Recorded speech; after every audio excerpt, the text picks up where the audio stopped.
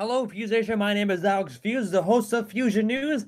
And if you are listening to me live here on YouTube Live, I want to say welcome to the Fusion News Podcast, where I talk about anything and everything. And going into today's conversation, usually I interview a guest, but we're switching it up here on Fusion News today. I'm the guest on today's show, and I am going to be talking about the New York Yankees and who do I think, or who do I want the Yankees to get, either Bryce Harper or Manny Machado or both? And today I'm going to answer the main question in less than 10 minutes. Okay? So if you're just joining me now, please, if you're not a subscriber of Fusion News, what are you doing? As a very popular Wheel of Fortune game is called, what are you doing? Well, what are you not doing? If you are not a subscriber of Fusion News, just click that subscribe button right now. And once we hit 700 subscribers, we are about 100 away. I will be giving away a big prize. A prize that, if you are a baseball fan, you will not want to miss. So now getting right into it today. If you are a Yankee fan, if you're a baseball fan, an MLB fan, a sports fan, you have to be asking the question, all right, the two top free agents this offseason, you can even make an argument with three top free agents, Bryce Harper, Manny Machado, and Patrick Corbin. And those three guys have been in the conversation to go to the New York Yankees very crucially. And if you are a New York Yankees fan, if you're a baseball fan, an MLB fan, you have to be worried and hopeful, especially if you're a Yankee fan, but if you're an MLB fan in general, if you're a fan of the Red Sox, the Dodgers, the Phillies, even the Tampa Bay Rays, I think you have to be worried that you want these two top guys or three top guys to go to your team. So where do I think Bryce Harper is going to go? Well, I said this before, and I'll say it again today. If I'm Bryce Harper, and especially if I'm this team, I want this, and I think this could be a great fit for Bryce Harper to go to. And that team is the Tampa Bay Rays. So a lot of you would probably be questioning my decision. Okay, why does Alex want Bryce Harper to go to the Tampa Bay Rays? Well, here's why, right? So Tampa has a very young team.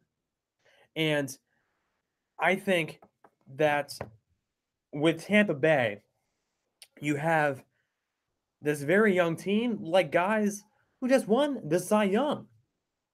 Uh, so you have to question, okay, well, we have a young team. We have a team that has Blake Snell, the Cy Young Award winner. What if we added Bryce Harper to that offense? We won the 90 games, almost made the wild card game if it wasn't for the Yankees or the Athletics. So if you add Bryce Harper into that lineup, you have to be very confident with the Tampa Bay Rays. Another team that you could put Bryce Harper in to be successful, there's a few teams. I could see him playing for the Boston Red Sox, World Series contender. I could see him playing for the Chicago Cubs, along guys like Chris Bryant and Anthony Rizzo, guys like John Lester. I think Bryce Harper would fit in perfectly in Philadelphia with the Phillies. Another team that's on the rise. A team that made a very deep run, or especially in the playoffs, is the Atlanta Braves. If they added a guy like Bryce Harper to that lineup. But I think the perfect fit for Bryce Harper to go is the New York Yankees, the 27-time World Series champions, the team that 56 Hall of Famers came out of, the team that created Mr. October, Mr. November, created teams that created legendary careers, legendary coaches, the New York Yankees. And if Bryce Harper went to the New York Yankees, I think Yankee fans would have to be questioning, all right, where do we put him? You have Aaron Hicks, Aaron Judge, Giancarlo Stanton, Brett Gardner, Clint Frazier, and Jacoby Ellsbury among contenders to play in that outfield.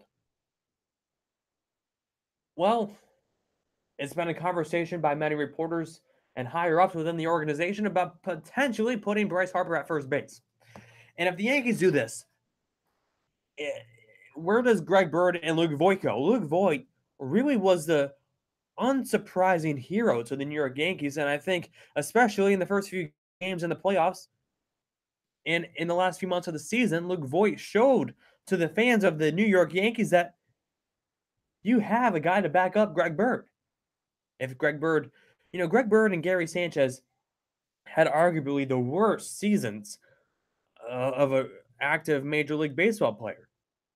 And I think if they performed 25, 30% better, the Yankees would have won a few more games, potentially been in in a hunt for the division even longer.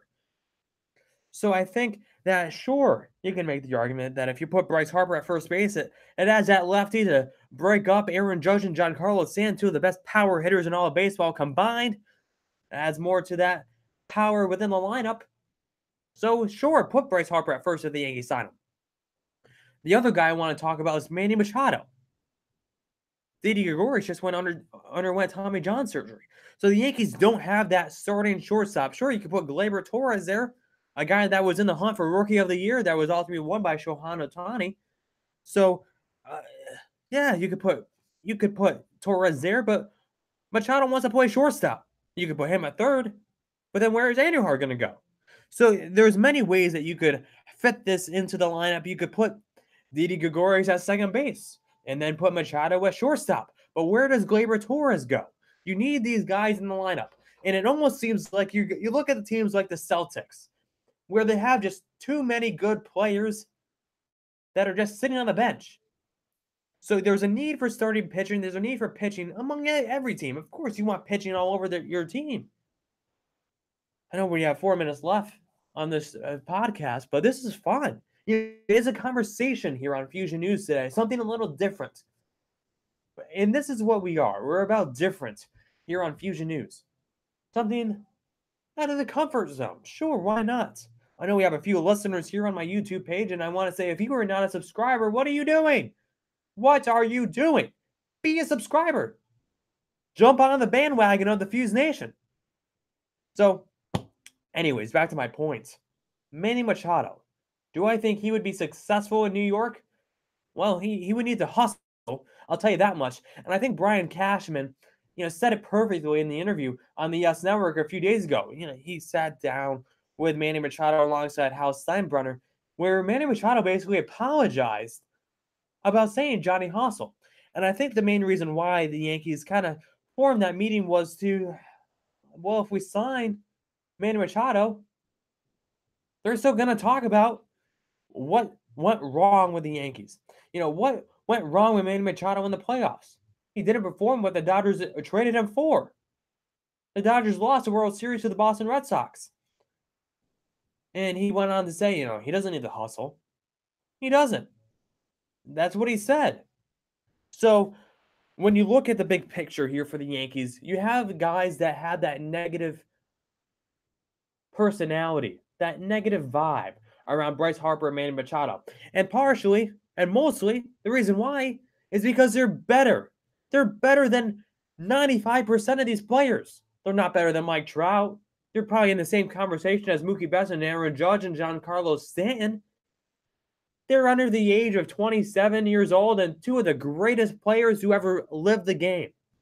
That's why there's no one that likes these players, and because they have the ability to be arrogant and cocky because they are good.